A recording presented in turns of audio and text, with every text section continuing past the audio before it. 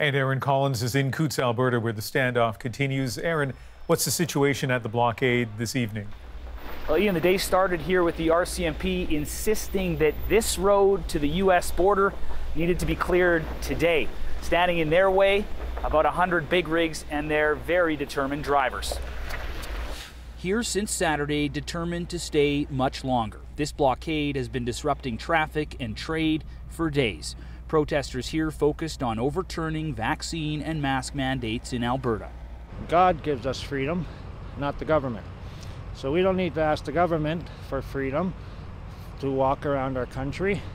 There is support for the ideas behind this blockade in this part of Alberta, but it has its limits. Cutting off my freedom of movement and that of my citizens here, it becomes something that I can't approve of. Mounties have been trying to convince these protesters to leave peacefully. Now their strategy has shifted. Officers moved in force to ask the protesters to leave one final time before forcing them out.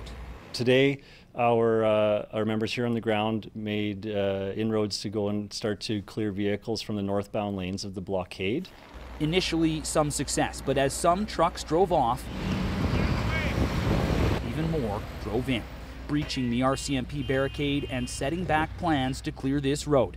It's a win for these protesters, but at what cost? Their blockade intact, but the tactics used to keep it bleeding support even among political allies. And I call for calm amongst anybody who feels sympathetic to those engaged in this blockade. Please stay away from the area. Please do not further intensify an already difficult situation. But those supporters have their own message for the Premier. The Premier could end it right now. Simply open up Alberta. He is responsible, as well as Justin Trudeau, not these people. Aaron, the Premier also saying the blockade should come to an end. What about the public health mandates? Well, Ian, Jason Kenney says these protesters could get what they're asking for by the end of the month. The RCMP needs to have this opened much sooner than that. Still, the people in these trucks are digging in. You add it all up, and there is continued gridlock on the road to the U.S. Thank you, Aaron. You bet.